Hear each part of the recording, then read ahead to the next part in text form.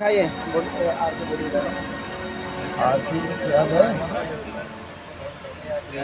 श्री भागवत भगवान की है आरती, पापियों को पाप से हटाती। श्री भगवान की है आरती, पापियों को पाप से हटाती। श्री भागवत भगवान की है आरती, पापियों को पाप से हटाती।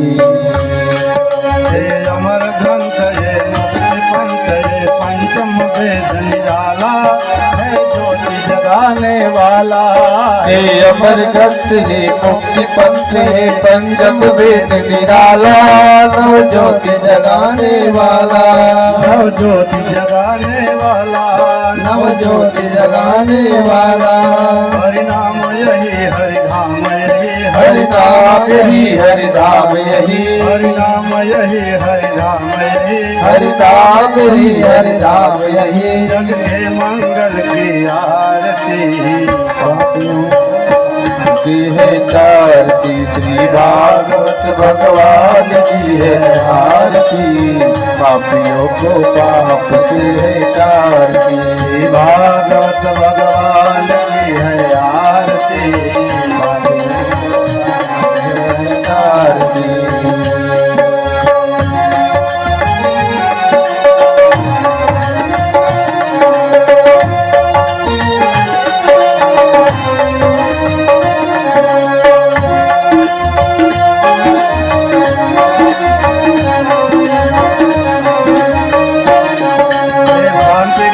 पावन पुनीत पापों को मिटाने वाला है, हरि तरस कराने वाला है। शांति गीत पावन पुनीत पापों को मिटाने वाला है, हरि दर्श कराने वाला है। हरि दर्श कराने वाला है, हरि दर्श कराने वाला है। ये सुख करनी ये दुख हरनी, ये सुख करनी ये दुख हरनी। मधुसूदन की आरती, पाप से है तारती। श्री भागवत भगवान की है आरती, पापियों को पाप से है तारती।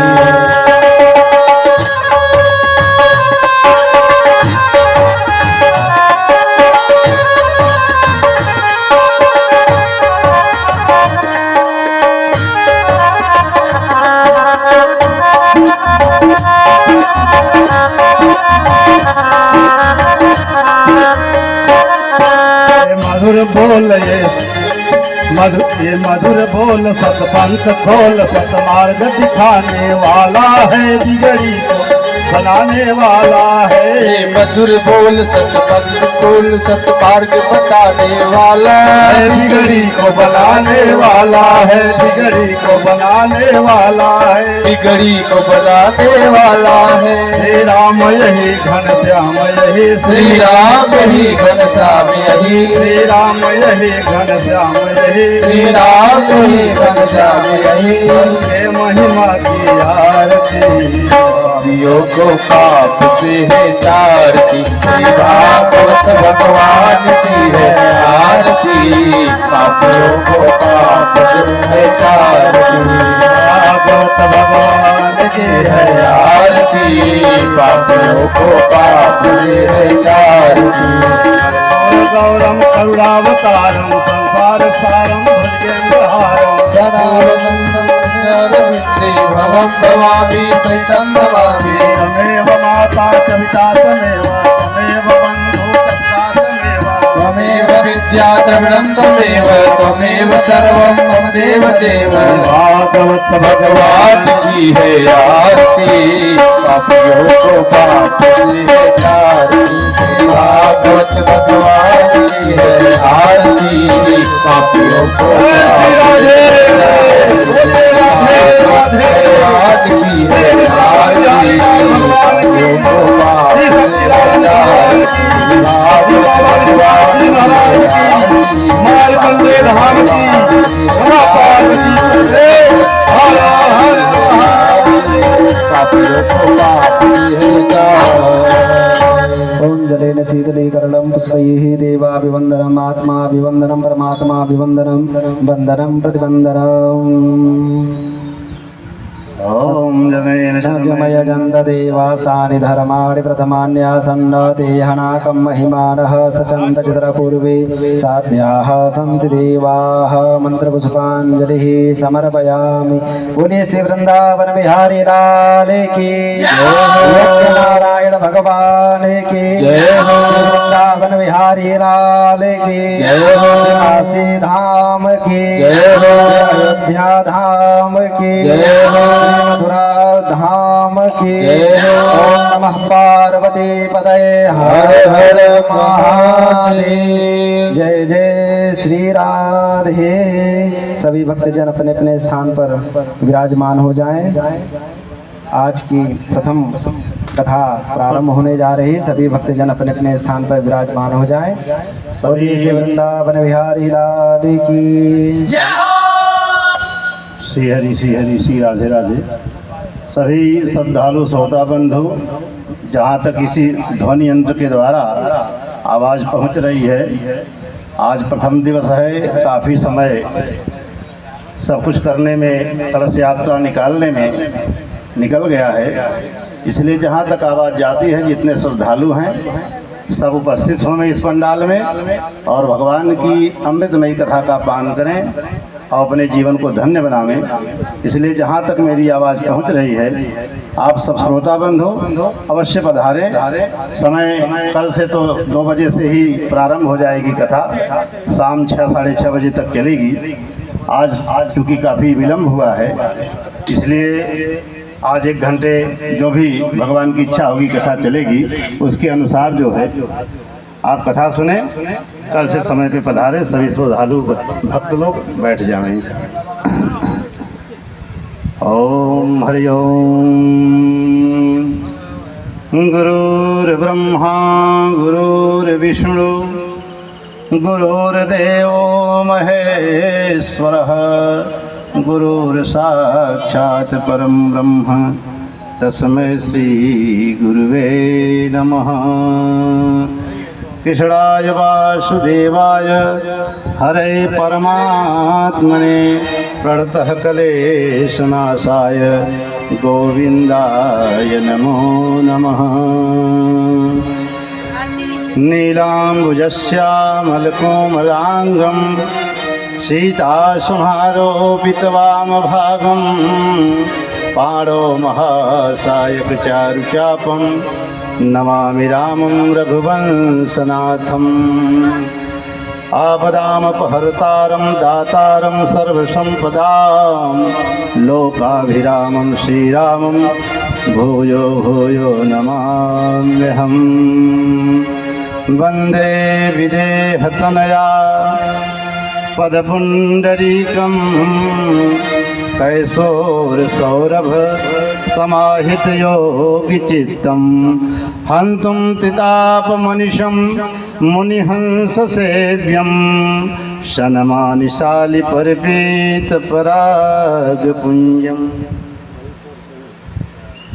ठीक है, अपना लगाते रहे। ओम श्री राधे श्री वृंदावन बिहारी लाल भगवान की जय। सानंदमानंद बने बसंतम आनंदकंदम हतपापविंदम वाराणसीनाथम नाथनाथम श्री विश्वनाथम शरणं प्रपद्ये। श्री विश्वनाथम शरणं प्रपद्ये। मनोजवं मारुततुल्यवेगं जितेन्द्रियं बुद्धिमतां वरिष्ठं वातात्मजं वानरयूथमुख्यं श्रीरामदूतं शरणं प्रपद्ये।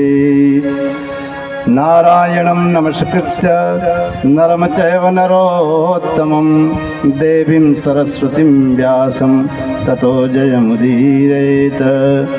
शक्तिरानन्दरूपाय विश्वोत्पत्त्यादिहेतवे तापत्रय विनाशाय श्रीकृष्णाय वयं नमः। प्रेम से बोलिए श्री वृंदावन बिहारी लाल भगवान की जय हो, भूत भावन भगवान शंकर भगवान की जय हो, श्री वृंदावन बिहारी लाल सरकार की जय हो, श्री सीताराम जी महाराज की जय हो, श्री हनुमान जी महाराज की जय हो, श्री व्यास जी महाराज की जय हो, श्री सुखदेव भगवान की जय हो, सभी श्रद्धालु श्रोता भक्त की जय हो, सभी संतन की जय हो। नमः पार्वती पते हर हर हर महादेव। प्रथम दिवस है आज, काफ़ी समय लग गया। खेद करने की कोई बात नहीं इसमें। भगवान की इच्छा के विपरीत कोई भी कार्य आज तक हुआ नहीं है और न भविष्य में होगा। तेरी सत्ता के बिना हे प्रभु मंगल मूल, पत्ता तक हिलते नहीं खिलेने को फूल। पत्ता भी नहीं हिलता है तो हम आप प्रयास करने वाले हैं, केवल कर्म के अधिकारी हैं। कर्म मेरा प्रयास है। कहाँ तक फल प्राप्त होगा, फल भगवान के हाथ में है। लेकिन जहाँ तक हमारी सामर्थ्य है, शक्ति है, वहाँ तक हम प्रयास पूरा करते हैं। बाकी भगवान की इच्छा। तो हम लोगों ने प्रयास किया पूरा। टेंट आदि की व्यवस्था होने में, कलश यात्रा और सारी सामग्री अस्त व्यस्त होने में ब्राह्मण भी परेशान रहे सब लोग। तो समय जब निश्चित हुआ भगवान की इच्छा से तो कथा प्रारंभ हो रही। इसलिए बोलिए वृंदावन बिहारी लाल भगवान की जय हो, श्री गणेश भगवान की जय हो। आज इस भूत भावन भगवान शंकर जी की नगरी काशी में श्रीमद् भागवत महापुराण की कथा। ये स्वयं ही भगवान शंकर जी सबसे बड़े वैष्णव हैं। बिना इनकी इच्छा के भगवान की कथा कहीं प्रारंभ भी नहीं होती है।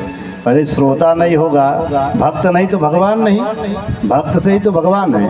तो श्रोता हैं तो कथा है। तो ये सबसे बड़े श्रोता हैं। हनुमान जी महाराज हुए, भगवान शंकर जी हुए, पार्वती माता को लेके आज उन्हीं की नगरी में यह कथा चल रही है। तो जरूर ही चौबे जी के परिवार पे, उनके माता पिता, उनके बंधु बांधव, जो सगे संबंधी सब हैं, उनके ऊपर अवश्य ही कृपा हुई है। बिना कृपा के हम अब कथा का, भगवान का नाम भी मुख से नहीं ले पाएंगे। श्रद्धा ही नहीं आएगी भीतर कि हम नाम लें। जब उनकी कृपा होती, जब वो याद करते हैं तो हम उन्हें याद करने लगते हैं। जैसे वो नचाते हैं, उनकी माया नचाती है जैसे, वैसे ही तो जीव नाच रहा है 84 में। और इस 84 में नाचते नाचते यदि भगवान की तरफ मुड़ गया या भगवान के सानिध्य में आ गया तो यह परम सौभाग्यशाली उसे कहा जाता है। ऐसे जीवन का एक ही लक्ष्य है, 84 लाख योनियों को पार करना। मतलब 83,99,999 योनियों में हम भटकते रहे। लेकिन एक यह ऐसी योनि है जो मनुष्य तन जिसे कहते हैं, मनुष्य योनि। इसी से भगवत प्राप्ति, भगवान की समझ और भगवान की तरफ हमें बढ़ने का जो मौका भगवान ने दिया है, यह अवसर उन योनियों में नहीं है। तो इसको हम व्यर्थ न गंवाएं और इसी साधन से हम भक्ति प्राप्त करें और भगवान को प्राप्त करके मुक्ति प्राप्त करें। और यह कैसे प्राप्त होगी? जब हम इसके पीछे भगवान का स्मरण करके नाम गुण लीला धाम में प्रवेश करेंगे, उनकी बात संतों से सुनेंगे, सत्संग सुनेंगे, तब वह चीज़ हमें प्राप्त हो पाएगा। उसके पहले नहीं प्राप्त हो सकता है। तो इस कथा में हमारे सहयोगी काशी के परम बुद्धिन विद्वान रंजन पांडे जी और आचार्य अतुल कुमार मिश्रा जी, और इस कथा को सुमधुर बनाने के लिए हमारे साथ संगत पे क्या नाम, हाँ, दुर्गेश जी, उनके साथी सब बैठे हुए हैं और कथा में सहयोग कर रहे हैं अपने गायन वादन से। यह भगवान व्यास जी द्वारा रचित परमहंसों की संहिता है। 18 पुराण में यह एक पुराण ऐसा है जो लास्ट में भगवान ने लिखा। यह परमहंसों की संहिता है और यह ज्ञान वैराग्य भक्ति का निरूपण करने वाला है। यहीं से यह कथा प्रारंभ होती है, महात्म्य यहीं से शुरू हुआ है। तो हम सब परम सौभाग्यशाली हैं इस कथा में। भगवान कहते हैं संत महापुरुष लोग कि जिनके ऊपर कृपा है वही कथा में है। और जिनके ऊपर कृपा नहीं है वो कथा में नहीं हो सकते हैं। जिनके ऊपर कृपा नहीं है वो कहाँ होंगे? कहीं दारू पी के नाली में गिरे पड़े होंगे, कहीं हॉस्पिटल में कराह रहे होंगे, कहीं जेल में लाठियां खा रहे होंगे। और जिनके ऊपर कृपा है वो यहाँ विराजमान है कथा में, या जहाँ भी कथा चल रही होगी। क्योंकि भगवान की कृपा के आप नहीं बैठ सकते, कोई न कोई ऐसी व्यवस्था बिगड़ जाएगी कि आपको भागना पड़ जाएगा। क्योंकि भगवान प्रारब्ध है, समझ लीजिए, भगवान की कृपा ही नहीं है। इसलिए तो बिनु सत्संग विवेक न होई, राम कृपा बिन सुलभ न सोई। बिना सत्संग के विवेक नहीं आता है, और यह जो है सत्संग के द्वारा मिलता है तब, जब भगवान की कृपा होती है मुझ पर तब। तो यही सरयावत अति कठिनाई, राम कृपा बिनु वाई न जाई। सरयावत अति कठिनाई, राम कृपा बिनु वाई न जाई। सरयावत अति कठिनाई, राम कृपा बिनु बिन जाई।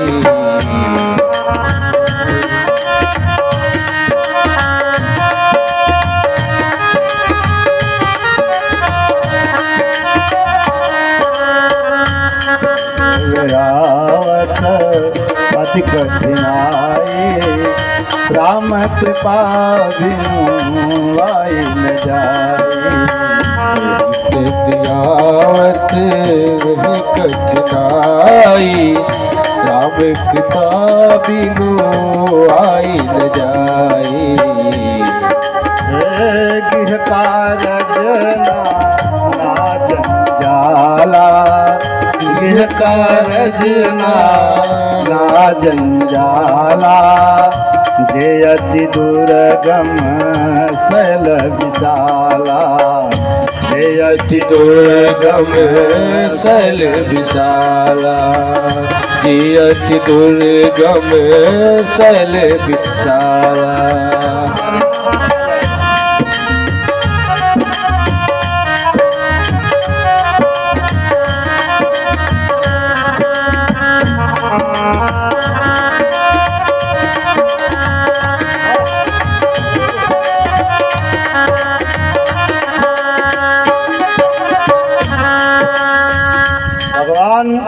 कह रहे हैं कि ऐसा रावत अति कठिनाई, राम कृपा बिनु वाई न जाई।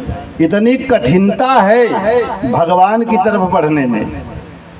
भगवत प्राप्ति तो भी दूर की चीज है, पहले एक कदम भगवान की तरफ चलिए। भगवान के नाम में प्रेम हो जाए आपको पहले, फिर उनके रूप में प्रेम हो, फिर उनकी जो लीला हुई है, जो चरित्र भगवान ने किया है, उसमें प्रेम हो जाए। जब उनके गुण लीला नाम धाम में प्रीति हो जाएगी तो भगवान हृदय में प्रकट हो जाएंगे, तब प्रकट होंगे। पहले तो अच्छा नहीं लगेगा, माया के प्रभाव के कारण जन्म जन्मांतर के विकार मेरे शरीर में पड़े हुए हैं। काम क्रोध लोभ आदि मद प्रबल मोह के धार, ये सब बड़ी बड़ी धाराएं हैं, यही हमको बाधा पहुंचाती है, आने नहीं देती है। लेकिन जब मैं आश्रय ले लूँगा भगवान का कि नहीं प्रभु मैं आपके बल से आपके पास आना चाहता हूँ। जैसे क्या है कि जीव क्या है कि वह कूप में गिरा हुआ है, कुंड में, समझिए। गर्भ क्या है? कुंड है। वहाँ जीव गिरता है आके अपने कर्मानुसार, चाहे 84 लाख योनियों में चाहे जिस गर्भ में गिर जाए वही बन जाएंगे हम। कुत्ते के गर्भ में आ तो कुत्ता, बिल्ली में आ तो बिल्ला, मनुष्य में आ तो मनुष्य।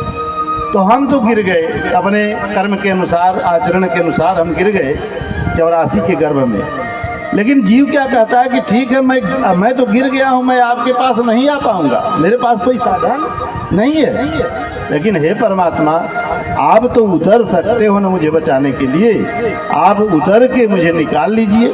क्योंकि भगवान अवतरित होते हैं, उतरते हैं, भगवान का अवतार होता है, और जीव जो है गर्भकुंड में गिरता है। तो भगवान का आश्रय लेकर हम जब नाम जपते हैं, नाम जप के उनका जो लीला चरित्र किया भगवान ने, उसमें न संदेह करते हुए हम भगवान को अपना इष्ट मानते हैं कि प्रभु आपके सिवा मेरा कोई नहीं है और आप ही मेरा बेड़ा पार कर सकते हैं, दूसरा कोई नहीं कर सकता है। 83,99,999 योनियों को पार करते हुए जो मैं आया हूँ, इसे लास्ट योनि मतलब परम भाग्यशाली वाली योनि है यह, जब मनुष्य तन मिला है। बड़े भाग्य मानुष तन पावा, सुर दुर्लभ सद ग्रंथ निगावा। देवता और संत महापुरुषों ने भी इसको दुर्लभ बताया है। तो जब यह तन हम पा गए हैं, तो जब रास्ते में आते हैं तो बहुत सारे जंजाल आ जाते हैं घर गृहस्थी के।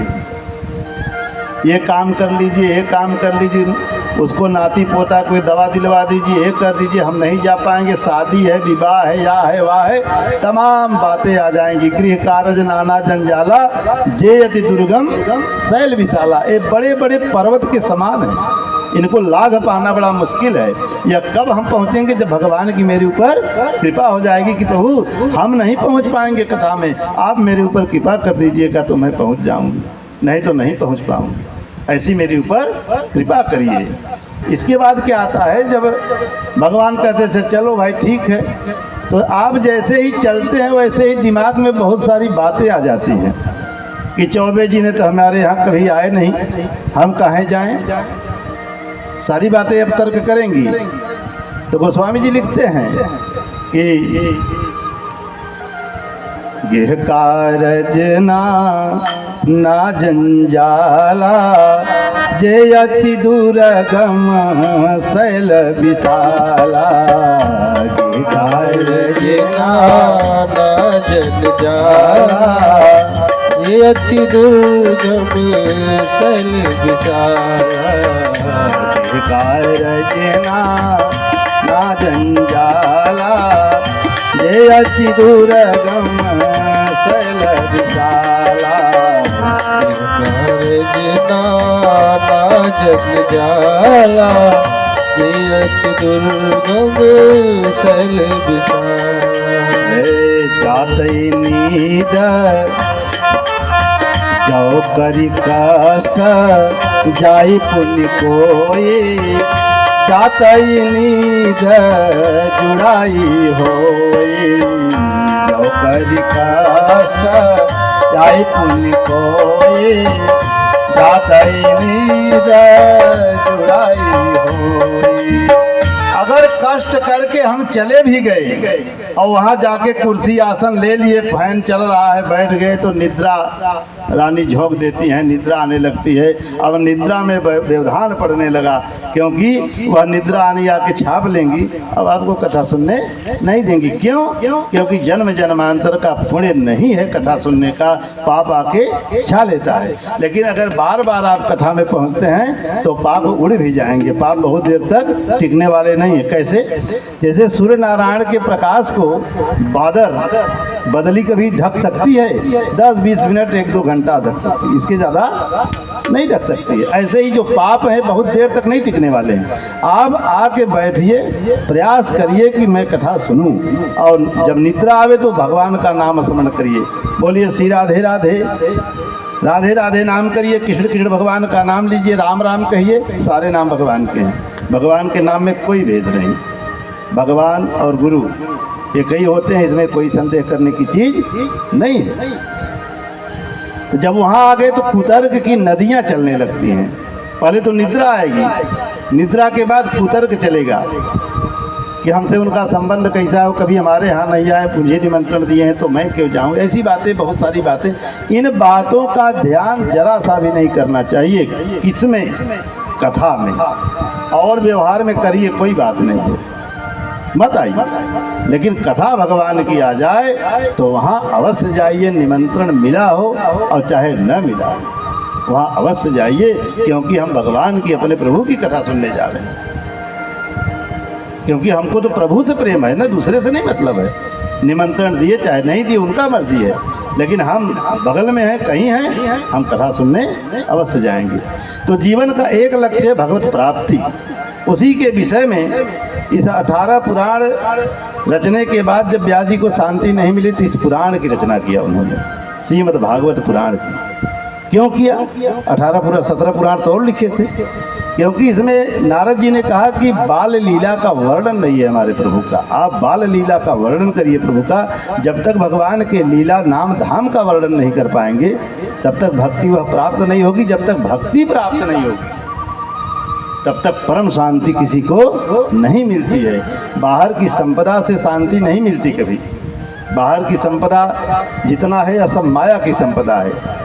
धन संपत्ति, परिवार, गाड़ी, बंगला, सोना चांदी, हीरा जवाहरात, ये सब जितनी संपदाएं है माया का दिया हुआ है। माया सत्य नहीं है। ऐसे ये भी चीज़ें सत्य नहीं है, सुख प्रदान नहीं कर सकती। सत्य कौन है? सच्चिदानंद भगवान सत्य है, जिनके ऊपर यह श्रीमद् भागवत कथा लिखी हुई है कि सच्चिदानंद रूपाय विश्वोत्पत्ति आदि हेतवे तापत्रय विनाशाय श्री कृष्णाय वयं नमः।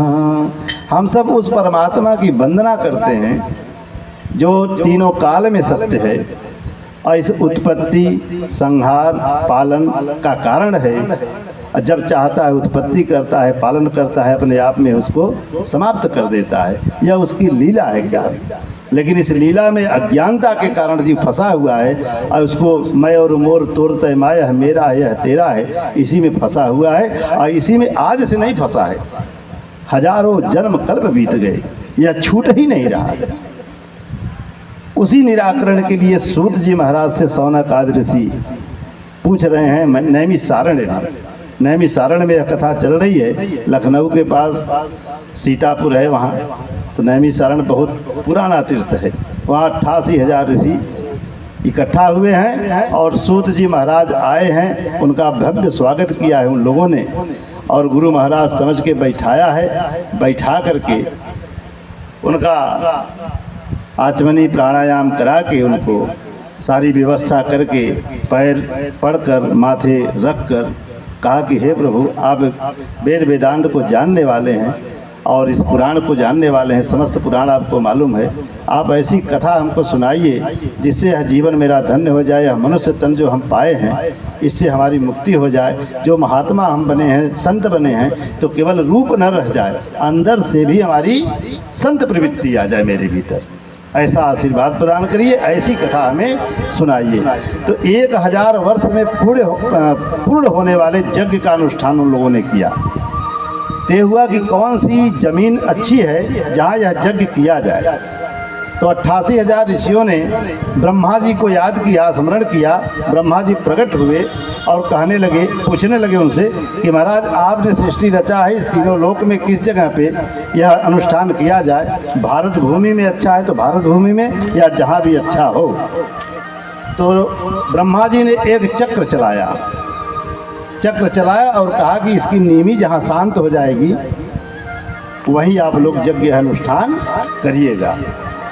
तो वह चलते चलते नैमी सारण में उसकी नीमी शांत हुई।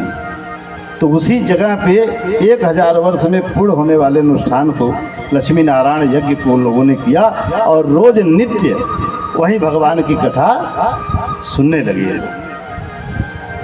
सच्चिदानंद रूपाय विश्वोत्पत्ति आदि हेतवे तापत्रय विनाशाय श्री कृष्णाय वयं नमः। प्रेम से बोलिए श्री सच्चिदानंद भगवान की जय। सच्चिदानंद किसे कहते हैं? जो सच्चिद आनंद स्वरूप हो। सत्य क्या है? जो तीनों काल में सत्य हो। जो तीनों काल में सत्य हो वही सत्य है। जैसे हमारी अवस्था बालक की हुई एक बार, फिर जवानी आई, फिर वृद्धापन आ गया, फिर शरीर नष्ट हो गई। ये अवस्था बदलती रही कि नहीं बदलती रही? तो ये जो बदल रही है अवस्था, ये शरीर की अवस्था बदल रही है, हमारी नहीं बदल रही है। तो यह शरीर क्या हुआ? असत्य हुआ। लेकिन जो शरीर में बैठा हुआ है वह वही है। जो जन्म लिया था वही जवान हुआ, वही बुढ़ापे में भी था और वही लास्ट तक रहेगा। यह सत्य है। सत्य का कभी लोप नहीं होता है। सत्य जैसे तब था आज भी है, आगे भी सत्य वैसे ही रहेगा। भगवान का एक सत्य जो है, एक स्वरूप उनका सत्य है जो तीनों काल में सत्य रहे। और चित्त माने होता है प्रकाश, विवेक, जो करने और न करने का जो विवेक उत्पन्न होता है, जिसमें प्रकाश मतलब उसका यह करने लायक है, यह करने लायक नहीं है, इसमें दृढ़ता प्राप्त हो जाए तो समझ लीजिए कि वह भी भगवान का दूसरा स्वरूप है। और नहीं तो बुद्धि के द्वारा ही हम देखते हैं और बुद्धि के द्वारा ही हम चलते हैं और अपने कामनाओं में उलझे रहते हैं, सत्य का बोध नहीं हो पाता है। और भगवान का एक स्वरूप है आनंद स्वरूप। आनंद जो जितने साधन हैं, ये साधन जो है आनंद देने वाले नहीं, ये सुख दे सकते हैं, क्षणिक सुख, लेकिन आनंद स्वरूप मेरा है। सत्य सच्चिदानंद भगवान का एक स्वरूप आनंद है। वह आनंद स्वरूप कब प्राप्त होता है? जब बाहर की प्रवृत्ति से मन खत्म हो जाएगा, मन अपने स्वरूप में लौटेगा। जब जहाँ से उत्पन्न हुआ है, अभी बाहर की संपदा में लीन है, हानि लाभ हो रहा है तो रो रहा है, गा रहा है, राग द्वेष में फंसा हुआ है।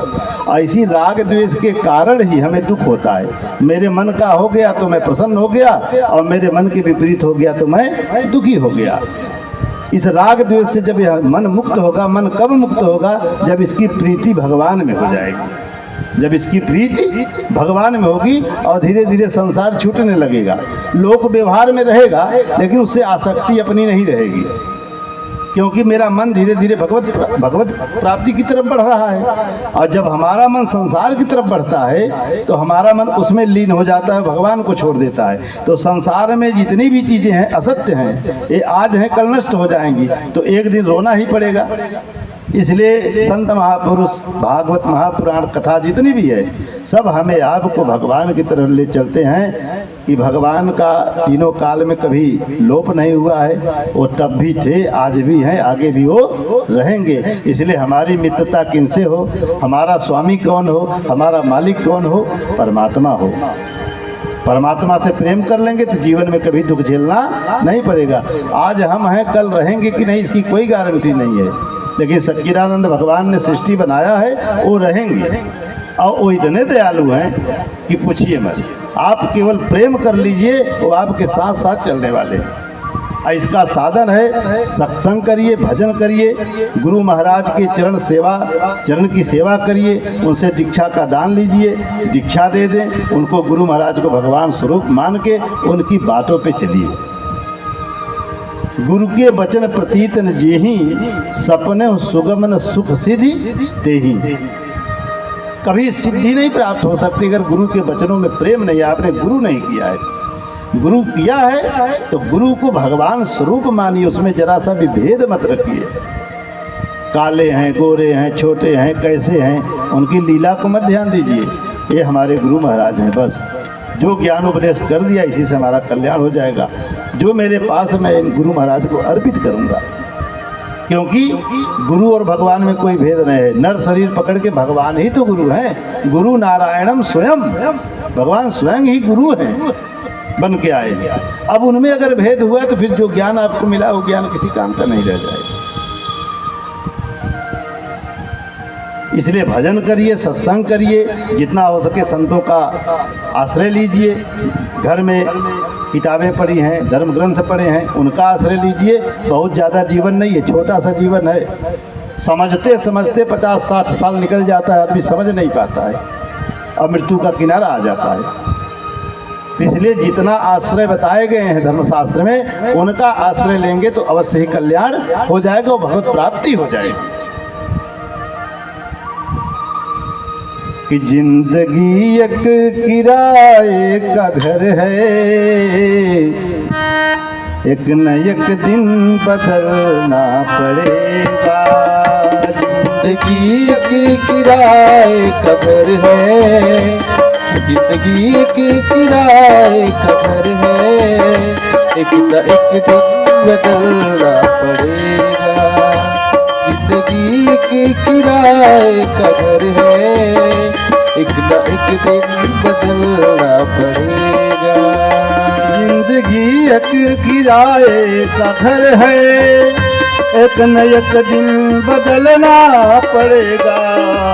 जिंदगी की किराए का घर है, एक न एक दिन बदलना पड़ेगा, जिंदगी की किराए का घर है, एक न एक दिन बदलना पड़ेगा। मौत जब तुझको आवाज देगी, मौत जब तुझको आवाज देगी, घर से बाहर मौत जब तुझको आवाज देगी, घर से बाहर निकलना पड़ेगा।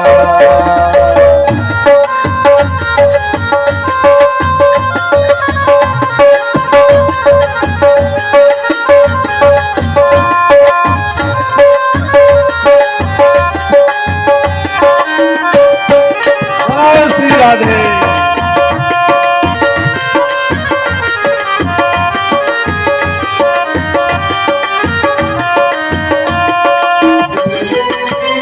मौत जब तुझको आवाज देगी, मौत जब तुझको जब तुझको आवाज देगी, मौत से बाहर निकलना पड़ेगा।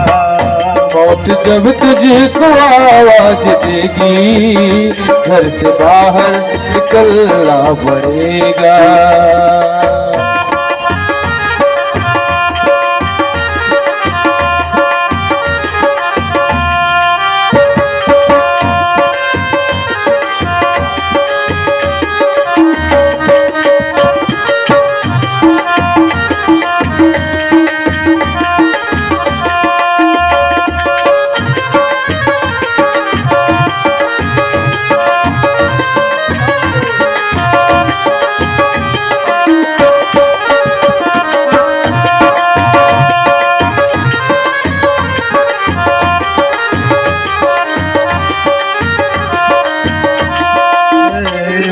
का जब बजा सिर पे डंका, भूख दी पल में सोने की लंका।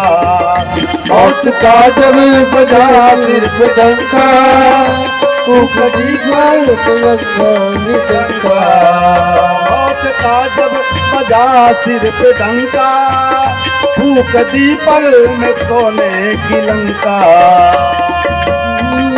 बजा सिर पे डंका, फूक दी पल में सोने की लंका।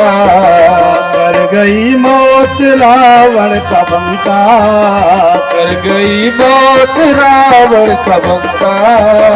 कर गई मौत रावण का बंका, ऐसे तुझको भी चलना पड़े।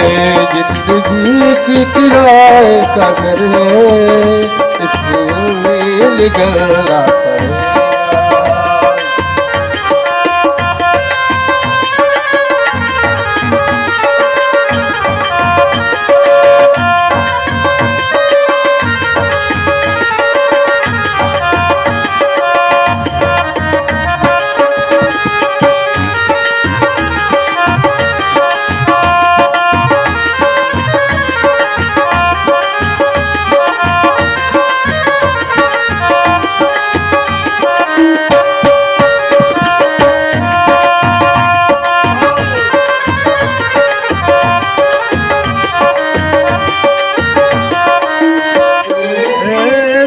के बाद होगा सवेरा, रात के बाद होगा सवेरा। देखना हो अगर दिन सुनहरा, देखना हो अगर दिन सुनहरा। रात के बाद होगा सवेरा, देखना हो अगर दिन सुनहरा। रात के बाद होगा सवेरा, देखना हो अगर दिन सुनहरा। पाव फूलों पे रखने से पहले, पाव फूलों पे रखने से पहले, तुझको कांटों पे चलना पड़ेगा। पाव फूलों पे रखने से पहले, तुझको कांटों पे चलना पड़ेगा। जिंदगी एक किराए का घर है, के किराए का घर है। एक दिन बदलना पड़ेगा। जिंदगी की किराए का घर है, तुझको घर में बदलना पड़ेगा। जिंदगी एक किराए का घर है, एक न एक दिन बदलना पड़ेगा। जिंदगी के किराए का घर है, एक न एक दिन बदलना पड़ेगा। मौत जब तुझको आवाज देगी, मौत जब तुझको आवाज देगी, घर से बाहर निकलना पड़ेगा। मौत जब तुझको आवाज देगी, घर से बाहर निकलना पड़ेगा। जिंदगी की किराए का घर है, तुझको बदलना पड़ेगा।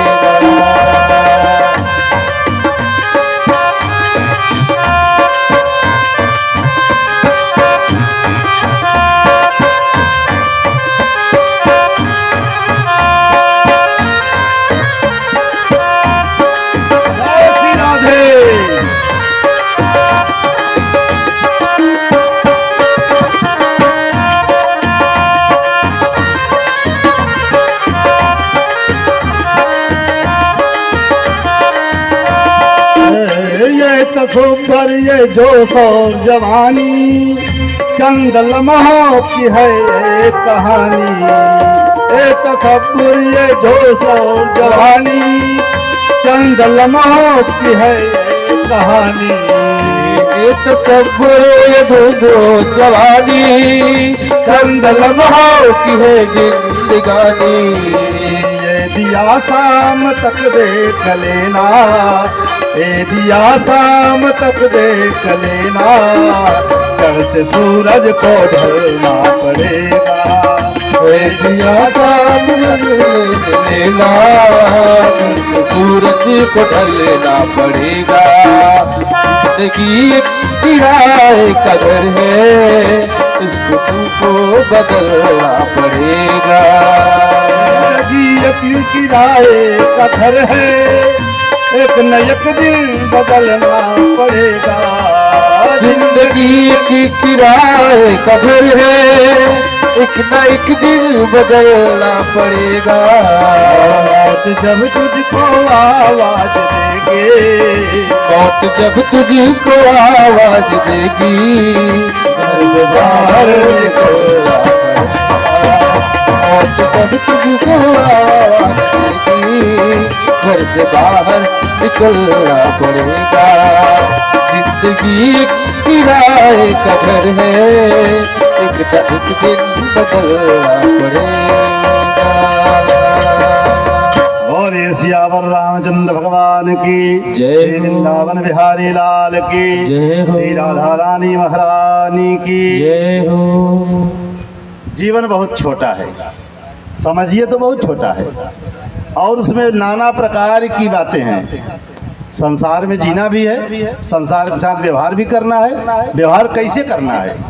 जैसे नाव चलती है पानी में, और पानी में नाव नहीं आता है। अगर पानी में नाव आए तो नाव डूब जाएगी।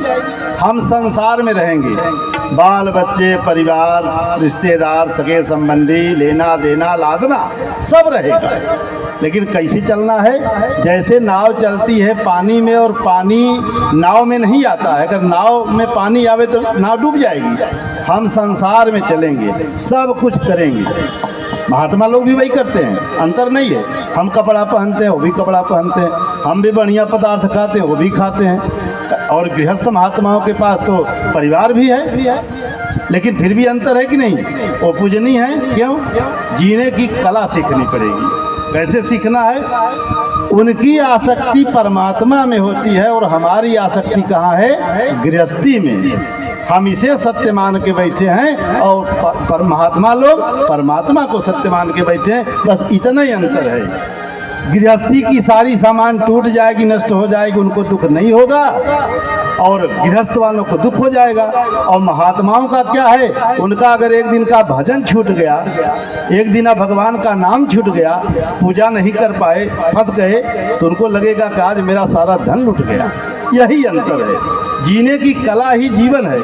कला आ जाए जीने की, या गुरु के द्वारा ही प्राप्त हो पाता है, उसे हो नहीं पाता।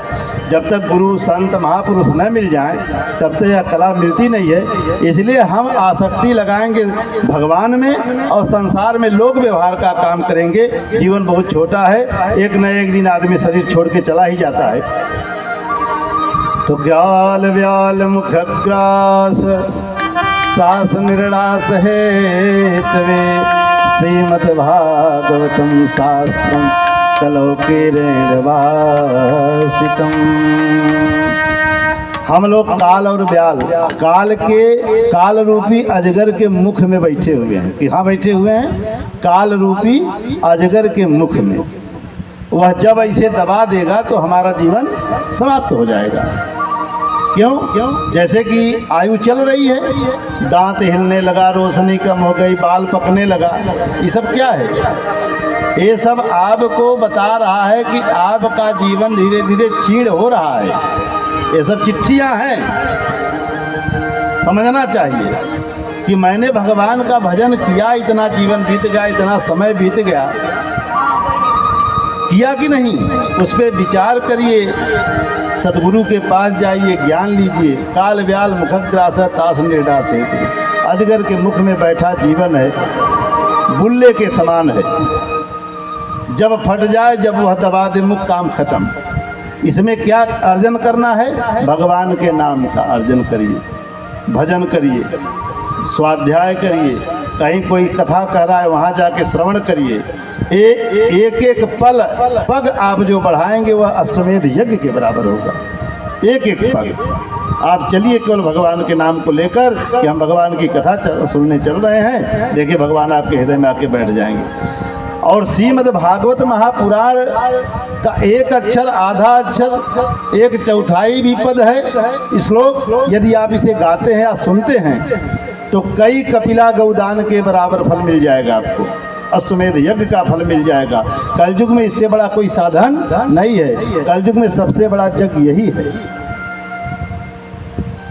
सूत जी बता रहे हैं कि नारद जी तीनों लोक का भ्रमण करते हुए शांति की तलाश में यहाँ आए पृथ्वी पर, और उन्हें कहीं शांति नहीं मिली। जिन्हें वैरागी समझा वो सबसे बड़े रागी, जिसे त्यागी समझा वो सबसे परिवार और गृहस्थ वाले, जिसको मौनी समझा कि मौनी बाबा हैं, मौन रहते हैं, उनके घर में बराबर किचकिच मचा हुआ है। कोई भी नाम के सामान काम नहीं कर रहा है। सब अस्त व्यस्त जीवन हो चुका है, पापमय जीवन हो चुका है सबका। इसको देखकर उनको बड़ा कष्ट हुआ और वो पहुंच गए भगवान के पास। वृंदावन में आ गए। जब वृंदावन में आए, विश्राम किया कि बैठ जाएं, तो एक कौतूहल देखा उन्होंने। क्या देखा कि एक स्त्री जो है बैठी है, रो रही है, और दो वृद्ध पड़े हुए हैं और उनको होश नहीं है, बेहोशी में हैं। और काफ़ी स्त्रियां पंखा झल रही है, उस स्त्री को समझा रही हैं। यहीं से भागवत शुरू हो रहा है। कहाँ से? यह जो रो रही है औरत, वह है कौन? वह भक्ति रानी है। और जो दो वृद्ध सोए हुए हैं वह ज्ञान और वैराग्य है। ज्ञान वैराग्य वृद्ध हैं, और वृंदावन में वह रोने वाली स्त्री जो भक्ति है वह नवीन है, जवान है। नारद जी देखे कि है क्या, यहाँ क्या हो रहा है। जब गए पूछे कि भाई देवी तुम कौन हो, तो रो रही थी। बताई कि मैं भक्ति रानी हूँ, यह मेरे दोनों पुत्र हैं। भो भो साधो क्षणं तिष्ठं मम चिंतामपि नाशय दर्शनं तव लोकस्य सर्वतागहरं परम। बड़े भाग जब जानिए जब मिलने आवे संत, संतन को मिलिबो करें सब कष्टन को अंत। भक्ति रानी ने कहा कि मैं भक्ति हूँ, ये मेरे दोनों पुत्र हैं, और मैं जब नवीन हूँ, ये बुढ़ापे में आ गए हैं। ऐसा यहाँ क्या हो गया है सृष्टि में, ऐसा क्यों हो गया? नारद जी बड़े परेशान हुए। नारद जी ने कहा ठीक है, मैं इनको होश में लाने का पूरा प्रयास करूंगा। आप मत घबराओ, आप तो स्वयं ही भगवान की स्वरूपा हैं, आप भक्तों को भक्ति प्रदान करने वाली हैं और आप परेशान मत होइए। बहुत गीता वेद वेदांत आदि का पाठ सुनाया उन्हें, लेकिन उनको थोड़ा सा आँख खुलती थी, बेहोश हो जाती। बहुत संतों के पास गए, पूछा कि कोई उपाय है, तो बहुत से लोग बता नहीं पाए और बहुत से लोग जो है आनाकानी करने लगे। तो उन्होंने एक संकल्प लिया कि अब चलेंगे हम और विशालापुरी में हरिद्वार में चल के तपस्या करेंगे, उस तपस्या से इनको हम होश में लाएंगे।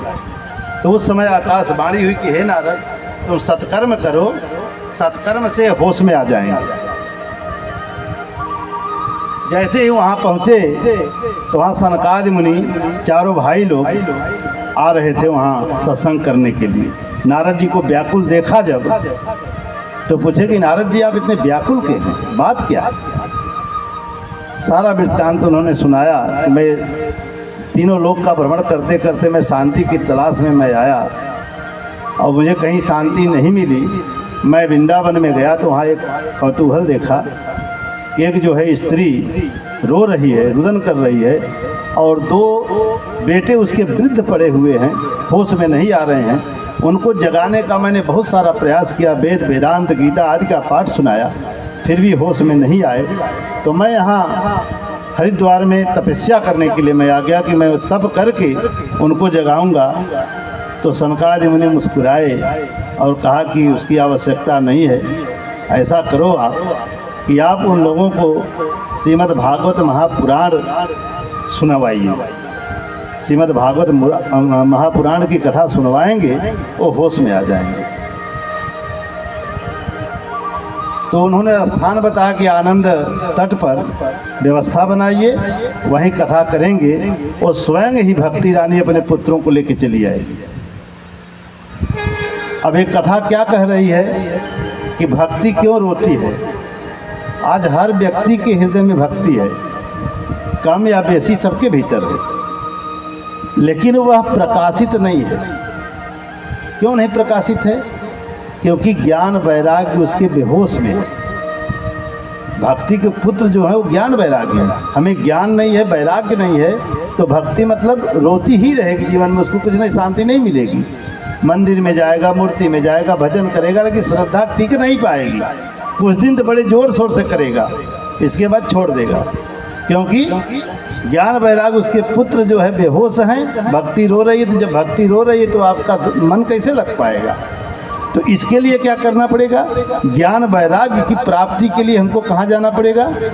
भागवत महापुराण की कथा सुनिए, राम की कथा सुनिए, राम कथा सुनिए। गुरु महाराज सत्संग कर रहे हैं, वहाँ जाइए। वेद पुराण गीता रामचरितमानस धर्म ग्रंथ जो भी आपके घर में हैं, जो लिखा हुआ है बातें, वो पूरा विश्वास करके उसको श्रवण करिए और उस पर चलिए। तो जैसे ही ज्ञान वैराग्य जब अपने नवयुवा अवस्था में आएंगे, तो वैसे ही उसकी माँ जो भक्ति रानी है वो एकदम प्रसन्न हो जाएगी। और जहाँ भक्ति और ज्ञान वैराग्य दोनों प्रसन्न हैं, उसमें लेस मात्र का भी कलयुग स्पर्श नहीं कर सकता उसे। जब ज्ञान वैराग्य की कमी है तो आज कभी पीपल में, तो कभी मंदिर में, कभी फोटो में, नहीं तो छोड़ दिया। आदमी यही कर रहा है। इसलिए भागवत महापुराण का जो प्रसंग आया है महात्मा का, ज्ञान भक्ति ज्ञान वैराग्य के द्वारा लिखा गया है कि भक्ति ज्ञान वैराग्य का उदय कहाँ से हो, यहाँ से यह कथा लिखी गई है। परमहंसों की संहिता है, बड़े बड़े महापुरुष इसमें विराजमान हैं। भगवान की यह वांगमयी मूर्ति है, वांगमय स्वरूप है भगवान का। जब महाभारत समाप्त हो गया, सब नष्ट भ्रष्ट हो गए, सब राजगद्दी मिल गई युधिष्ठिर जी को, और भगवान जाने लगे अपने धाम अयोध्या, वहाँ द्वारिकापुरी में। तो उद्धव जी ने यही पूछा कि प्रभु आप जा रहे हैं धराधाम छोड़कर, तो हम लोग कहाँ आश्रय लेंगे? कौन हमको पापियों से बचाएगा? फिर पापी होंगे। तो भगवान ने कहा, हे उद्धव घबराओ मत, मैं अपनी शक्ति सहित इसी भागवत पुराण में प्रविष्ट हो जाऊंगा, मैं सदा इसी में निवास करूंगा। और तब से भगवान इसी में निवास करते हैं। कलयुग में भगवान श्रीमद् भागवत महापुराण में ही निवास करते हैं। वो सच्चिदानंद भगवान श्री कृष्ण कन्हैया इसी में रहते हैं। बोलिए श्री वृंदावन बिहारी लाल भगवान की जय हो। तो हमें आश्रय लेना है। भागवत कथा चल रही, राम कथा चल रही, सब प्रभु की ही कथा है। भगवान शंकर जी की कथा चल रही, शिव पुराण भेद नहीं रखना है। वह मेरे प्रभु की ही कथा चल रही, कन्हैया की कथा चल रही, राम जी की कथा चल रही है। तब से भगवान इसमें प्रविष्ट हुए और कथा सुनते सुनते एक दिन हृदय बदल जाएगा, भक्ति का उदय होगा, ज्ञान वैराग पुष्ट हो जाएंगे, जानकारी होने लगेगी। तो पहले अगर गुरु नहीं किए हैं तो गुरु करिए, गुरु के शरण में जाइए। इसीलिए मानस में पहले ही वंदना गुरु की गई है कि बंदहु गुरु पद पदुम परागा, सुरचि सुवास सरस अनुरागा। बंदहु गुरु पद पदुम परागा, सुरचि सुवास सरस अनुरागा।